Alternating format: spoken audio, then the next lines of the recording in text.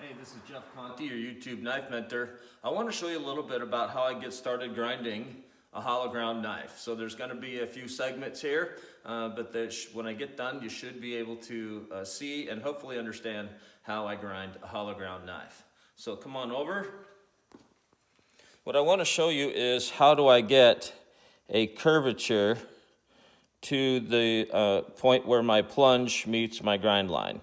And down here, you can see that my sanding belt is starting to lose some of the grit on the very corner, and it's actually rounded a little bit. So that's how I get my plunge and knife grind to get a curve to it. If this was square straight across and square this way, then I would get a square meeting of the plunge to the grind line.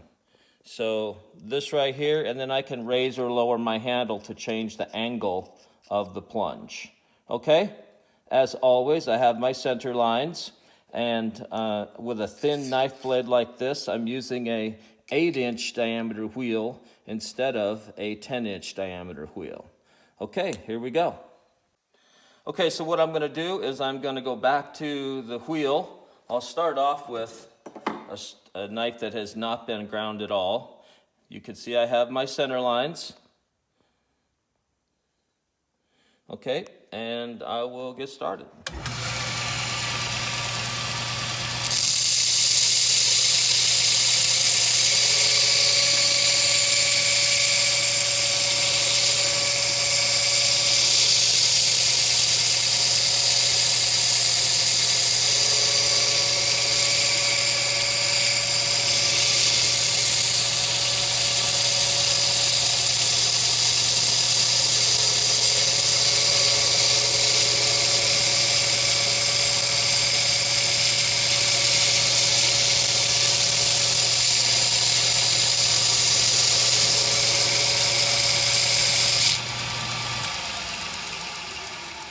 So you can see I've started the hollow grind, and something that I hope you noticed was that while I was grinding, there's this little up and down shake when I was grinding. That's because I don't really have a hollow grind to sit in.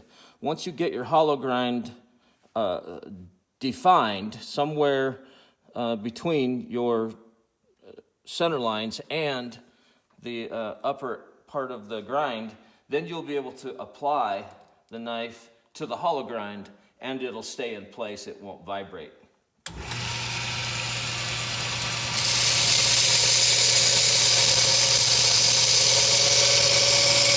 Notice I'm bringing my handle out, and that's how I'll go down to the knife edge, the knife tip, I'm sorry.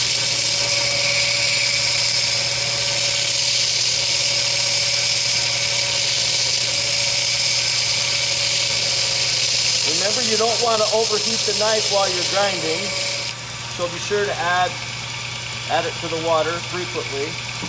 The reason you don't want to do that is because you build stress in, and when you go to heat treat, you may find yourself with a warped blade. You don't want that. Giovanni, come over here and look down. Look down on top here. I want you guys to see that where the choil meets the edge, I'm actually in the choil area grinding. Giovanni, you got to either come around or look down on top.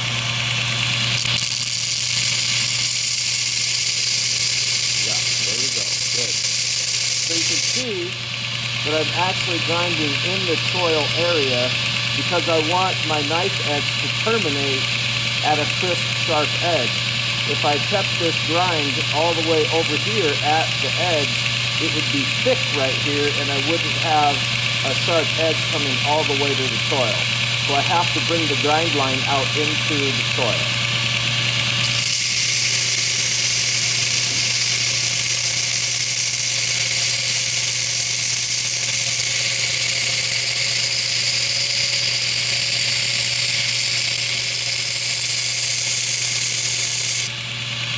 Now you can see it's starting to take shape. I'm starting to get a hollow, so I'm finding myself a little more stable, and I'm not vibrating as much. Oh, something I should show you. This wheel induces a little bit of vibration because of the ribbed wheel. Now this helps it cut faster.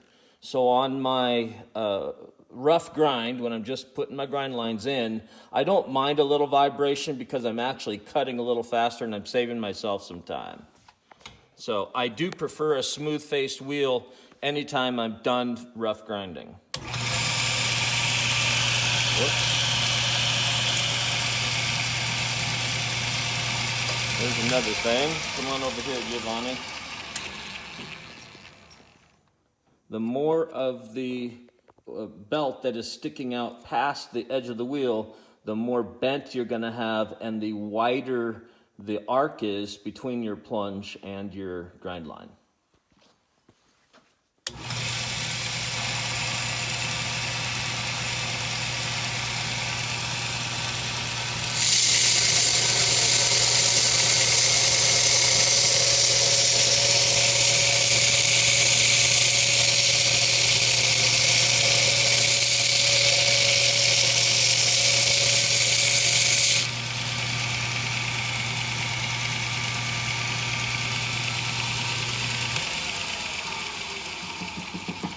One of the things that I see new knife makers do quite often is they wind up grinding up here and they're not grinding on their edge at all. That's okay as long as you stay away from wherever the top of your grind line is going to be.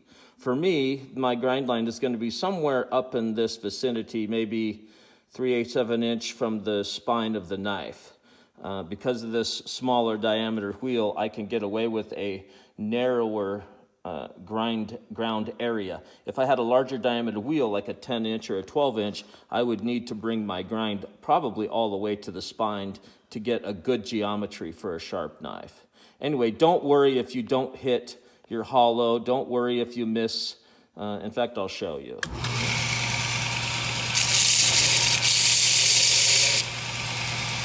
So you can see I missed the grind line and I'm not hitting this hole. It doesn't matter, it's okay. I haven't violated where I want to go, and I haven't violated my center line. Everything in between has got to go anyway, so don't worry about it.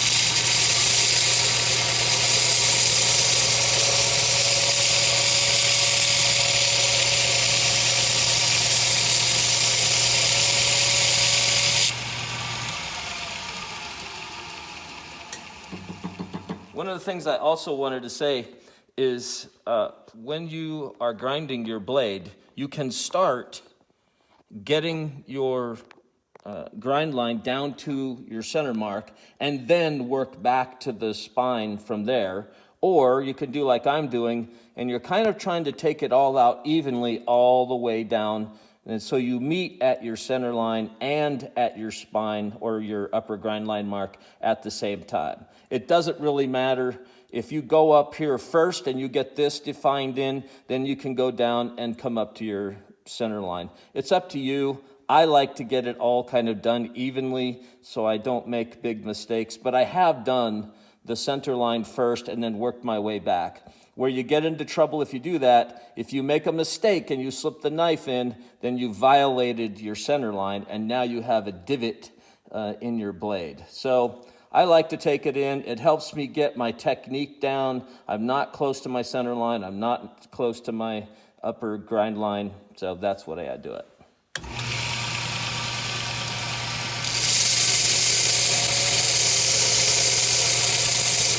Another thing is I'm putting even pressure on both sides. I'm not putting pressure here. I'm not putting pressure here. I'm trying to keep it nice and even all the way across. Also, let me say, you notice that sometimes I go down like this to get to my point. Sometimes I come across like this to get to my point. They're both doing the same thing. And what matters is where you're putting the pressure on this upper grind line. Here we go.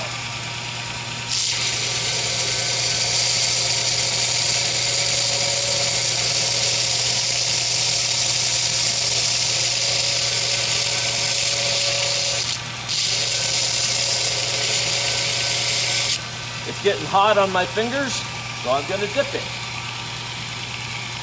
Let your fingers be your guide, right? Notice my grind line's getting kind of hot, so I'm gonna spend a little time down here in the belly.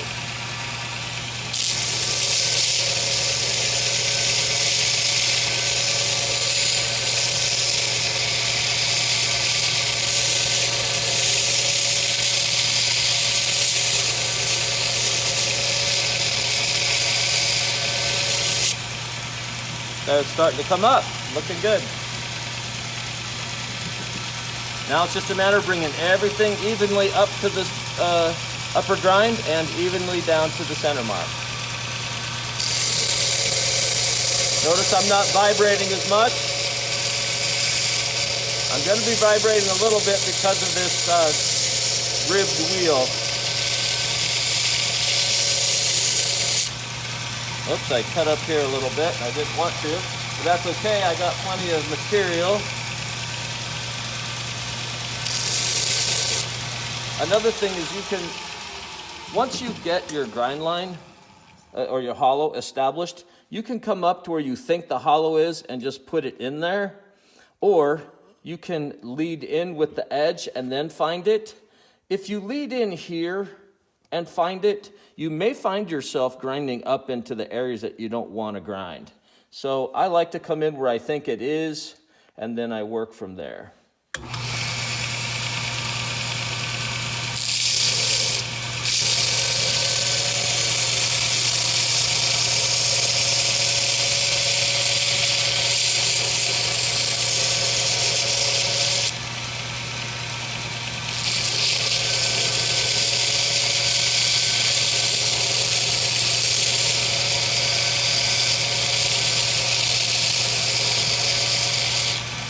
I should also mention that I'm using quite a bit of pressure. Most of the pressure is being applied by my knife holding hand, not so much by my thumb here.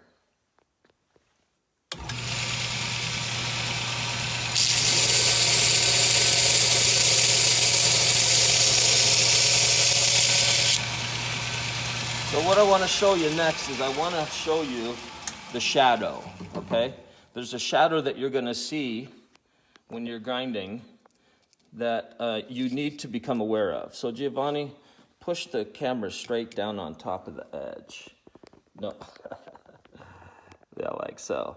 So when you see the edge there next to the wheel, when you bring the edge away, there's a shadow, okay? That means you're grinding up here on the upper grind line.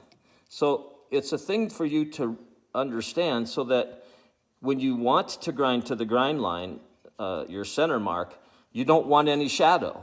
And when you don't want to grind on your center line, you do want a shadow. There you go.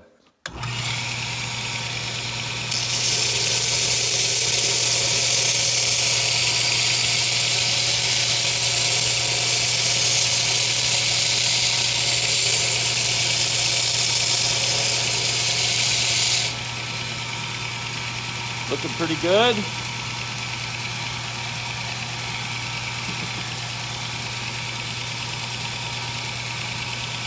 Okay.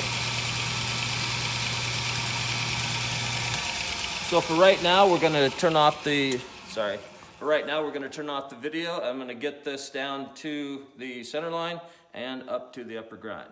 Be back in just a minute.